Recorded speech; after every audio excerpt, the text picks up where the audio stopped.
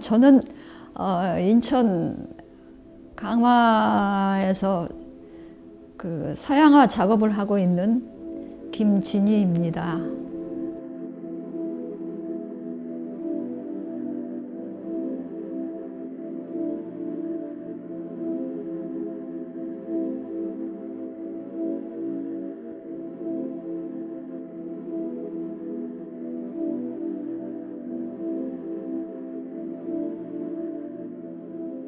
어려서는 누구의 자식이었지만 나이가 들어서 어떤 사람의 아내, 그리고 아이들의 엄마, 그 안에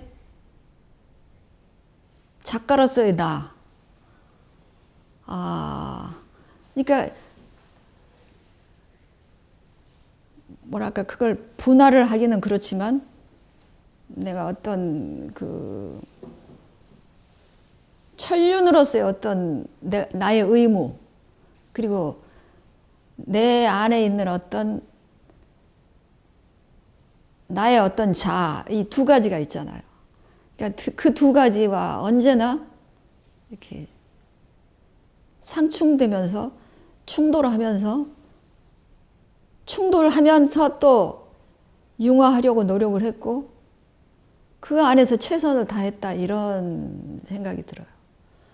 그러니까 인간으로서의 나는 사실은 너무너무 마음이 여리고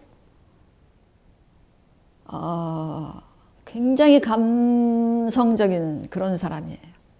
아주 감성적인 사람이에요. 근데 평상시에 그런 거 표현하기 힘들잖아요. 근데 그림 안에서는 그거를 표현이 가능하니까. 이게 뭐랄까 한마디로 아주 감성적인 사람? 그러니까 그 감성을 때때로 정리하기 힘들 때가 있긴 있죠.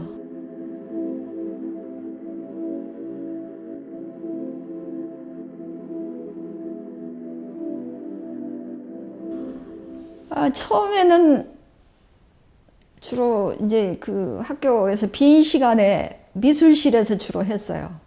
젊어서는. 그러다가 이제 그 작업 공간이 정말 필요하다 해서 집 근처에 이제 그 상가 건물을 얻어가지고 거기서 작업을 하고, 그러기를 한 상가 건물을 옮겨 다니면서 작업을 한 게 한 4번, 4군데 정도 되는 것 같아요. 그 신포동에서, 그러니까 학교 이제 그만두고 신포동에 되게 오래된 낡은 그 4층 건물이었나 3층이었나 기억이 안 나네. 근데 작업실을 그 최병국 씨가 어느 날 식사 자리에선가 개인적인 그런 자리에서 여러 사람들이 있는 데서 나 작업실이 옮겨야 되는데 어디 신포동에 좀 뭐 작업실 할 만한 데 없을까 그랬더니 최병국 씨가 우리 작업실로 오세요. 우리 작업실 넓어요. 그래서 거기 자리가 있어? 그랬더니 되게 넓어요. 그래서 이렇게 나눠 쓰고 있다고. 그래서 집세도 되게 싼 거야. 그래서 잘 됐네. 그래가지고 신포동으로 거기를 작업실을 옮겼어요. 옮겨갖고 이제 밑에는 미술 학원이 있고 그 위층, 그러니까 아래층은 무슨 기타 대리점 뭐 이런 것이었고 2층에는 미술 학원이고 3층이었다 우리. 근데 거기가 이제 되게 넓으니까 이렇게 칸을 나눠갖고 이 공간 저 공간 3사람이 썼는데 지금은 이제 몇 년 전에 그 세상을 떠난 고진환 작가, 그 다음에 최병국 씨, 그 다음에 나, 이게 3사람이 칸을 나누어서 썼어요. 근데 서로 이렇게 자주 만나지는 않고 작업하는 시간이 다르니까 자주 보지도 못했어요. 근데 이제 내가 작업하는 기간은 거의 혼자 하고 그 사람들은 또 틈내서 오고 뭐 이런 식이었는데 어느 날 누구한테선가 전화가 왔어. 아래층 학원에서 전화 왔나. 최병국 씨인가. 작업실에 난리가 났다고. 왜 그랬더니 그때가 장마철이었는데 물이 지금 저 옥상에서부터 계속 막 쏟아지고 있다고. 그래서 가서 봤더니 난리가 난 거야. 저 4층 옥상에서부터 막 물이 다 들어와가지고 작업실에 이게 막 첨벙첨벙 할 정도로. 그래갖고 그림들 바닥에 놓여있던 그림들 캔버스가 뭐고 막 거의 막 다 젖어 있고 막 난리가 나. 그걸 물 막 퍼내면서 이거 뭐야 이 위로 막 책상 위로 다 올리고 난리를 치고 하여튼 몇 시간 동안 되게 고생을 했던 것 같아. 그러고 나서 도대체 이 물이 왜 샜을까 그러고 이제 나중에 보니까 옥상에 가서 보니까는 오래된 건물인데 그 막 쓰레기 같은 것들을 왜 그렇게 쓰레기가 많이 있었는지 모르겠어. 쓰레기도 많고 그리고 이제 그 낙엽 같은 거 막 이런 것들이 막 쌓여있던 것들이 비가 많이 오니까 막 떠다니다가 그 배수로 이렇게 물 내려가는 거기를 다 막아버린 거야. 그러니까 그게 나갈 데가 없으니까는 이쪽 계단으로 해서 밑으로 다 와가. 그래서 아주 그 홍수 때문에 그 물난리가 났던 그 기억이 나요. 근데 그때 참 그런대로 그 학교 그만두고 혼자 있었던 되게 나 자신한테 몰입했던 그 공간이었어요.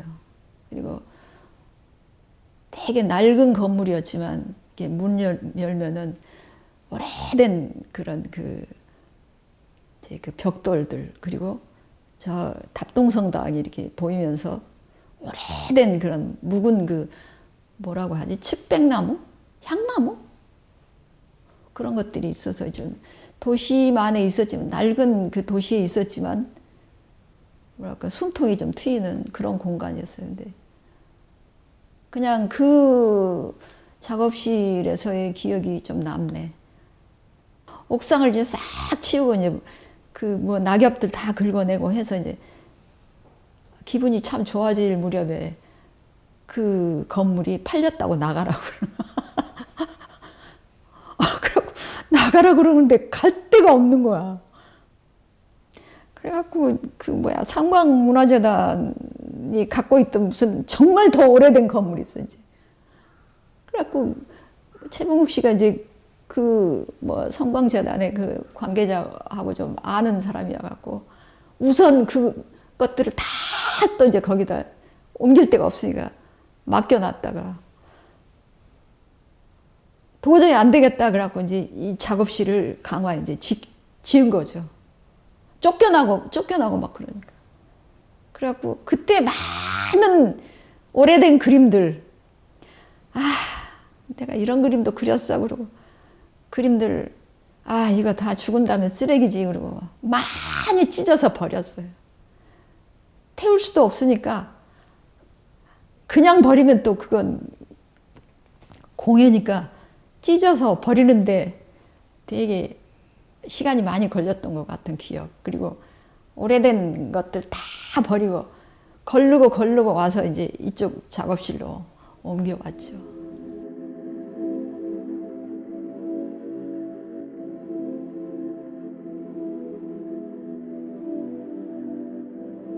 본의 아니게 인천 시민이 된. 근데 처음에 왔을 때 인천은 참 삭막한 도시, 회색, 그리고 뭔가 이렇게 정돈이 안 된 그런 느낌이었어요. 근데 나도 이제 거기에 일부가 돼서 살아오는 동안에 어느덧 이제 인천 시민이 된 거지. 근데 인천은 뭐라고 할까? 바다하고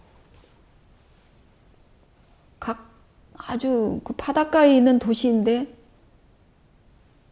우리가 이게 사는 인천 시민들은 바다와 그렇게 가깝지 않은 것 같아요.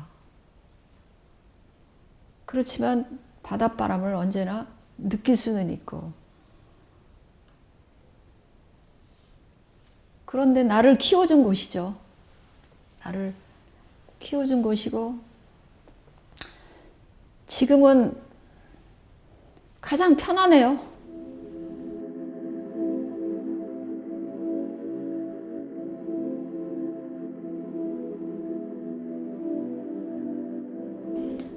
가장 중요한 그 그룹은 사실 헤랍이라는 그 그룹인데,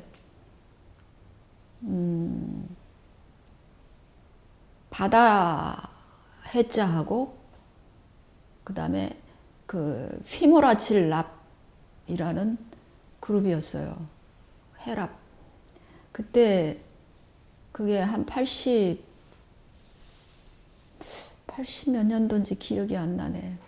하여튼 80년 중반에서부터 거의 2000년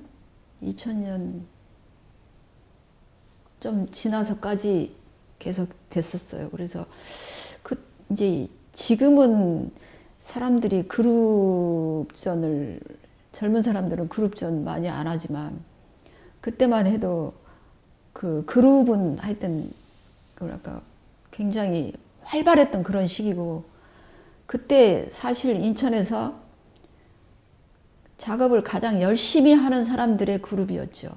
그러니까 지금 벌써 몇 년 전이야 벌써. 그 혈압전 출신 중에 지금 죽은 사람이 고진한, 박지성 두 사람인가? 그리고 그때 그 결성 당시에 인천에서 가장 작업을 열심히 하는 사람들의 그룹이라고 말을 할 수 있어요. 그리고 사람들이 그렇게 생각을 했었고, 그 중심에 이제 누가 있었냐면 홍준표 선생, 그리고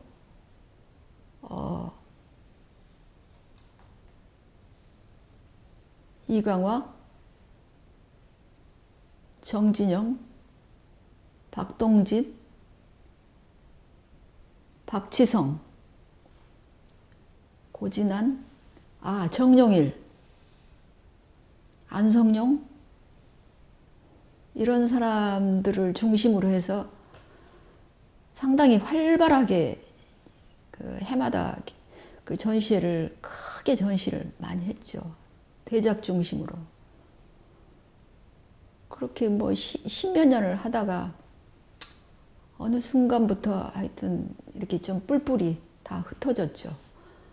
뭐 대학으로도 가고 또 서로 뭐 좀 안 맞는 부분도 있었고 뭐 그러면서 그냥 흩어지게 된 거죠.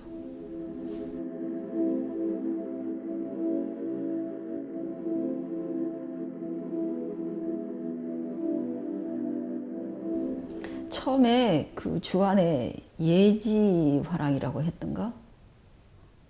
그 지하에 그 무슨 카페 비슷한 데인데 인천에 그렇게 그 전시 공간이 거의 없었어요. 그래서 거기서 처음에 그때는 헤랍이라는 이름으로 안 하고 85년도구나. 8호전이라는 이름으로 처음에 시작을 했어요. 그래서 그때는 그냥 몇 명이 이렇게 뜻이 맞는 사람들끼리 했는데, 그러고 나서 한서화랑이라고 무슨 상호신용 금고 그 밑에 지하에 상당히 큰 공간이 생겼어요. 그래서 거기서 하고 나서, 그러고 나서 인천종합문화회관이 이제 만들어지면서 해마다 거기서 이제 그 대전시실에서 이제 거의 그 100호, 뭐 몇백 호, 뭐 200호, 300호 막 이런 것들을 쫙 해서 했죠. 임종민도 있었구나. 미국에 지금 있는 임종민도 있었고. 그래서 박동진 씨도 거기 같이 있었고. 하여튼 혈압이 가장 중심에 있었다 이렇게 보면 되죠. 제 생각에.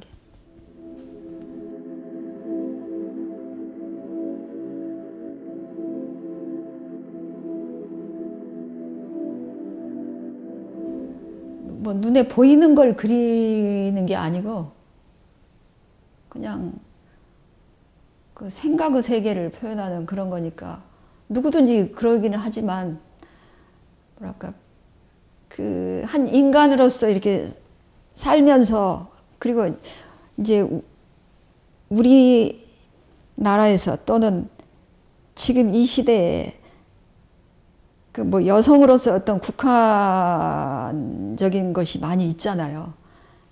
이를테면 완전히 자유롭지는 않아.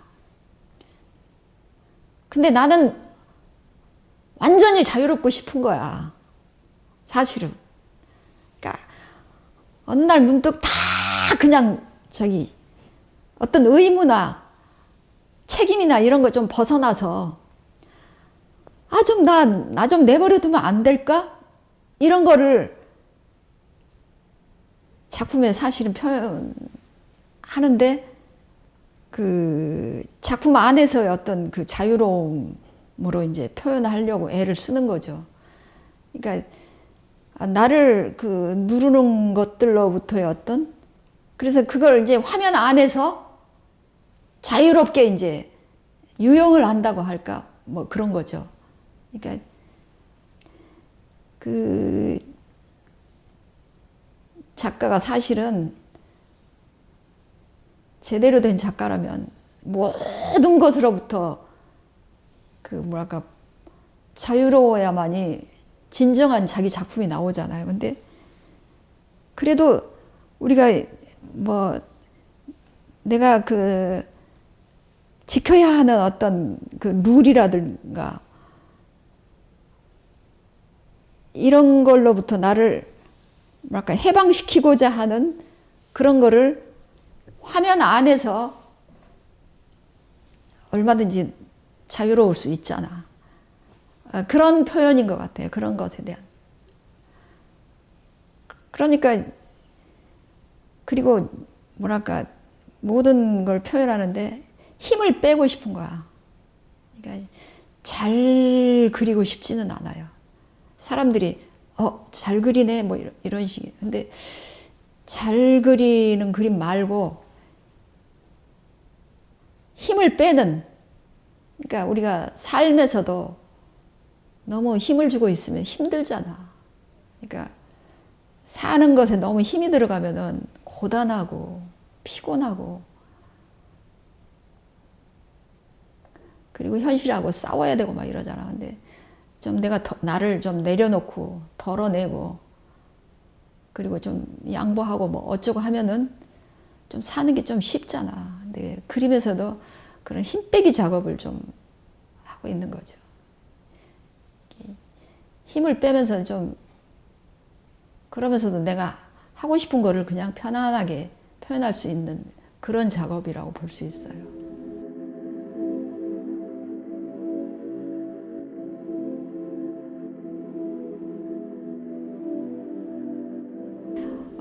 대학 때는 주로 그냥 그 뭐야 별로 공부하는 그런 시기였으니까 별로 그렇게 막 뭐 견문이 넓거나 그러지도 않았고 시야가 되게 좁았었죠. 그러니까 그냥 습관처럼 그 인상주의적인 그런 그림만 그리다가 학교를 졸업하고 이제 작업을 하다 보니까 그걸로부터는 벗어나야 되겠다 이런 생각이 들어서 계속 변화를 이제 추구하는 시기가 있어요. 그래서 제가 처음 개인전 했을 때는 욕심만으로 그냥 저질렀거든. 그래서 그 묘사 위주의 그런 인상주의적인 그런 종류의 그림으로 첫 개인전을 했어요. 근데 첫 개인전을 딱 하고 나니까 내가 보이더라고. 이거는 아니겠구나. 그래서 어떤 사유의 세계를 표현하는 일이 맞겠다라는 자각이 이제 생기면서 이제 그거를 형상화시키는 그런 작업으로. 그러니까 80년대는, 그러니까 87년도에 그런 첫 개인전을 했으니까 그때까지만 해도 이제 그런 묘사 위주의 그림이었다가 90년대는 모색기라고 할까? 모색. 그러니까 이렇게 할까? 저렇게 할까? 그래서 사실은 추상적인 작업도 좀 해봤었어요. 근데 완전한 추상은 나하고 안 맞더라고. 그래서 90년대 초반까지는 상당히 그런 모색하는 그런 기간이었고, 이게 저런 종류의 그림, 저 포스터 같은 저런 종류의, 김진희 전, 저게 두 번째, 세 번째 개인전인가. 그렇게 이제 그 형태로부터 이제 형태를 약간 변형시키는 그런 종류의 작업을 하다가 이제는 90년대는 그렇게 모색기라고 보면 되죠. 그러다가 2000년 이후부터는 이제 확실하게 아까도 말한 어떤 그 생활에서 어떤 힘 빼기, 그리고 이제 화면 안에서의 어떤 힘 빼기 작업이 이제 2000년 이후부터는 그렇게 된다고 볼 수 있죠. 그리고 좀 더 이제 구체적으로 더 이제 심상적으로 더 파고드는 그런 그림으로 완전히 바뀌게 됐죠. 근데 그 대학 때 어떤 때를 벗는데 한 20년은 걸린 것 같더라고요. 그래서 지금은 우리 후배나 선배들, 대학 때 선배나 후배들은 거의 그 이를테면 그쪽 냄새가 완전히 없어졌다. 내가 생각해도 그래요. 근데 이제 내가 이제 내 경험에 보면은 사실은 대학에서 작가는 따로 배울 필요가 없는 것 같아. 혼자 커야만이, 혼자 뭔가를 모색을 해야만이 가장 자기다운 자기를 표현할 수 있을 것 같아. 근데 뭐 요즘은 안 그러겠지만 우리 때는 그런 게 심했거든요. 약간 도제적인 그런 그 시스템이었거든. 그러니까 교수의 영향을 많이 받기도 하고 선배들의 영향을 많이 받기도 하지만 요즘 작가들은 안 그렇잖아요. 뭐 날라다니잖아, 완전히. 그러니까 그런 것들이 부럽기는 해요. 그 자유로움이.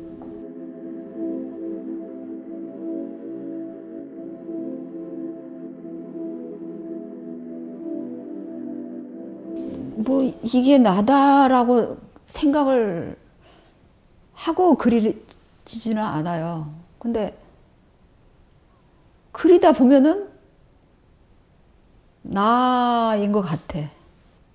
그리다 보면은 거의 나의 어떤 그 자아를 인물이라는 형태로 표현을 하고 있는 것 같아요. 그래서 하다가 보면은 저기 외로운 여자가 딱 있는 거야. 근데 우리 살면서 외롭지 않아요? 어떤 상황에서든 외로운 부분이 다 있잖아. 근데 그게 나는 이게 그 인물로 돼서 이렇게 나타나는 것 같아요. 근데 막 많은 사람이 있는 것도 아니고 한 사람이나 또는 두 사람, 거의 근데 혼자 있는 어떤 여자, 그런 거 보면은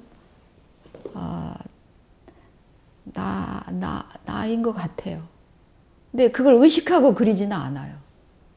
하다가 보면은 그렇게 뭐랄까, 나는 좀 서사적인 걸 좋아하나 봐. 그래서 여기쯤 인물이 있어야 되겠다. 그럴 때 이제 인물을 그리게 되는 거죠. 어떤 경우는 없기도 하지만.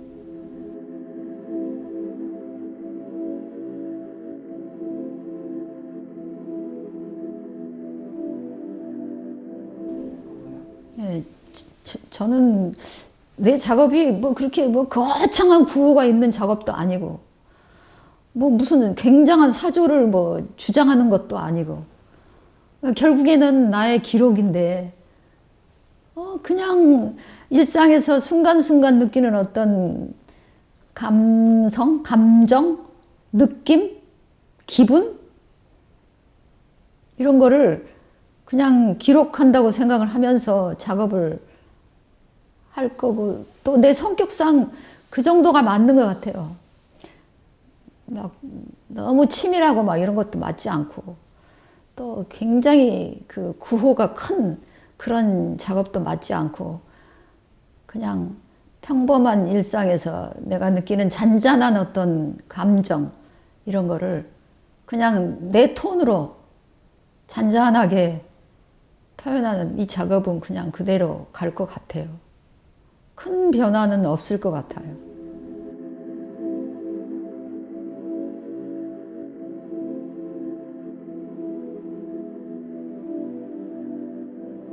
내 작품에는 화면마다 그 나름의 그 스토리가 있는 것 같아요. 그러니까 그 스토리 안에서 관객이 그 스토리 안에 있는 인물과 관객 자신을 이렇게 같이 일치시켜서 나하고 내가 그 느끼는 어떤 감정이라든가 이런 것을 같이 공유했으면 참 좋겠어요. 그러니까 그림을 그리면서도 사람들이 내 그림을 보고 어떤 시적인 어떤 감성을 느낄 수 있었으면 좋겠다. 그런 생각을 하면서 작업을 하거든요.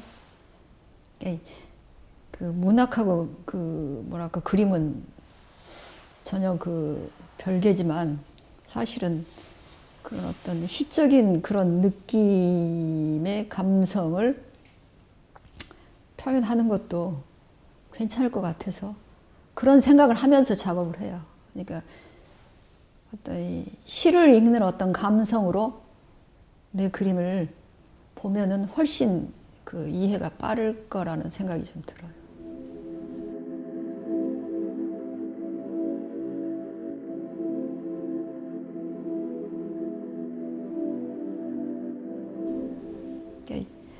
지금 근래 이제 코로나 때문에 너무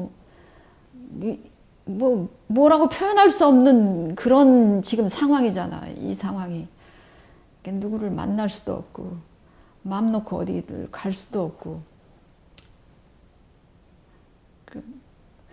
어떤 깊은 수렁에 있다고 할까? 그래서 이게 저 그림이 바로 그런 그림인데 그 목까지 뭔가 물이 차 있는 그런 느낌. 근데 내가 그 물살을 헤쳐나가기도 힘들고 그냥 숨을 쉬고 있는데 여기까지 물이 차 있는 것 같은 그런 느낌이에요, 요즘이. 그래서 어느 날 문득 딱 저 스케치가 되더라고.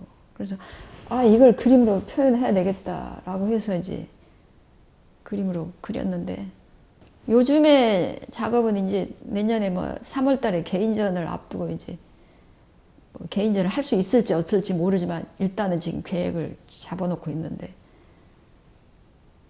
요즘의 상황을 그 내 마음 상태 그리고 우리 모두의 어떤 상태를 지금 그런 쪽으로 좀 그림을 그리고 싶어요.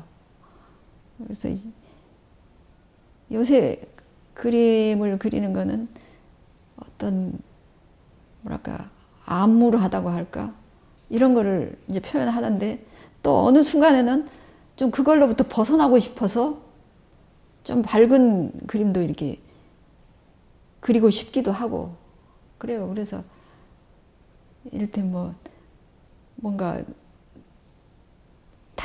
그 어딘가 이렇게 가고 싶은데 가지 못하는 그런 거를 이제 그림으로 이제 표현한다든가 그 뭐 이를테면 여행을 좋아했었는데 여행도 못 가고 그러니까 그런 거 비행기라든가 뭐 이런 걸로 나타나기도 하고 하여튼 좀 좀 가라앉은 그걸 요새 좀 그리고 있어요. 가라앉음.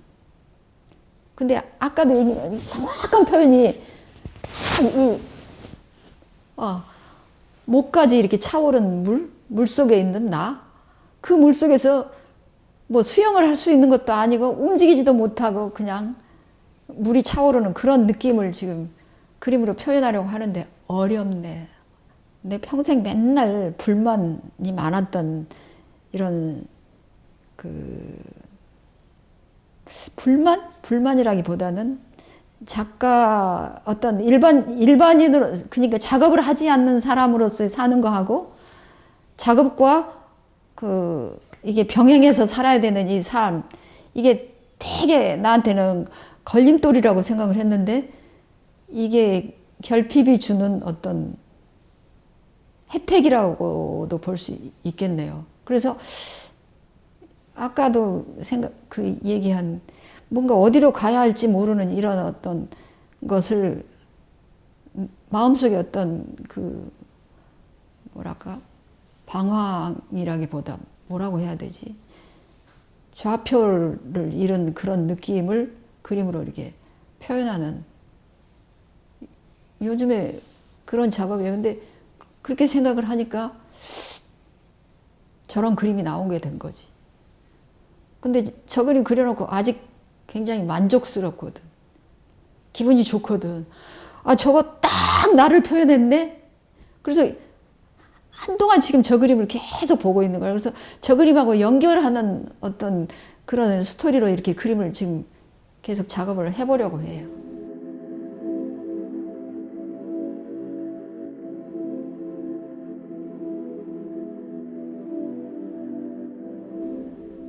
꾸준함인 것 같아요. 작업은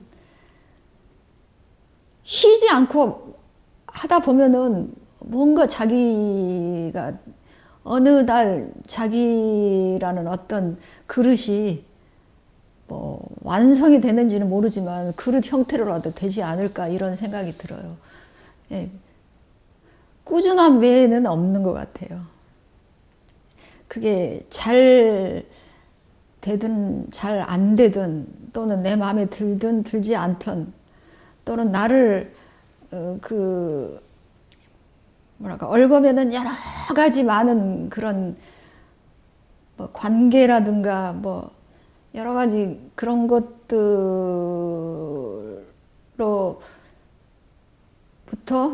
나를 지키는 나 자신을 지키는 그런 방편일 수도 있고 그러니까 어쨌든 작업은 꾸준히 하는 것밖에 없다라는 생각이 들어요. 너무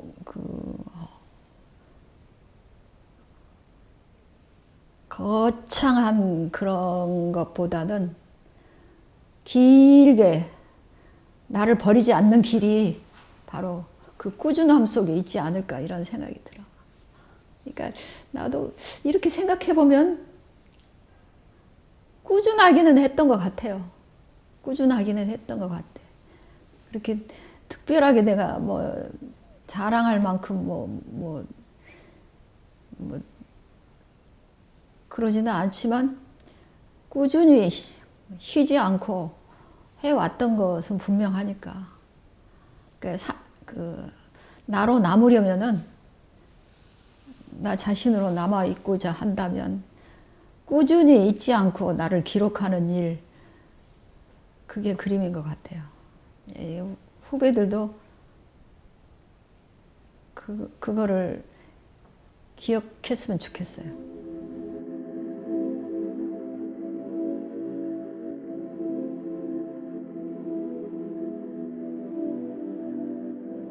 자기 자신에 대한 욕심? 나를 팽개치지 않겠다는 그냥 학교를 졸업하고 한 몇 년은 그림에 몰입을 못했어요. 붓을 1년에 한 번도 못 두는 적도 있었어요. 근데 그때마다 마음 한구석에 이렇게 커다란 돌덩어리를 내가 이렇게 가슴에 품고 있는 그런 어떤 답답함이 있었거든. 그래서 나 이렇게 살아도 될까? 막 이런 짓누름 같은 것들이 그림을 다시 시작하면서 그게 사라졌어요. 그러니까 나를 해소하는 방법은 나한테는 그림밖에 없었던 것 같아요. 그림을 그림으로써 뭐랄까 여러 가지 뭐 현실에서의 어떤 어두운 면이라든가 뭐 현실이 꼭 어둡지만은 않았지만 어느 부분에서 마음에 안 드는 부분이라든가 이런 것들을 해소하는 탈출구로서는 그림이 유일했지요. 그림이 없었으면 아마 나를 지탱하기가 어려웠을 거야. 그림 안 그리고 그냥 일상을 그냥 흘려보냈다면 굉장히 후회하고 그랬을 것 같아요. 후회스러운 삶이 됐을 것 같은데 그림이 뭐랄까 자기 만족? 나를 표현할 수 있다는 그런 자기 만족이겠죠. 근데 이걸 안 했으면은 사는 게 너무 힘들었을 것 같아. 아마 작업하는 모든 사람들이 아마 그럴 건데 두 개의 문이라고 생각을 하고 한 문은 어떤 현실 세계이고 하나 또 다른 문은 나 자신과 오로지 마주 볼 수 있는 그 시간이었던 것 같아요. 그래서 나를 지탱할 수 있었고 지금까지 아마 작업을 안 했으면 정말 인생이 굉장히 팍팍하고 후회스럽고 그랬을 것 같은데 그 부분에서는 만족해요. 작업을 할 수 있었다는 것에 대해서 감사하게 생각하고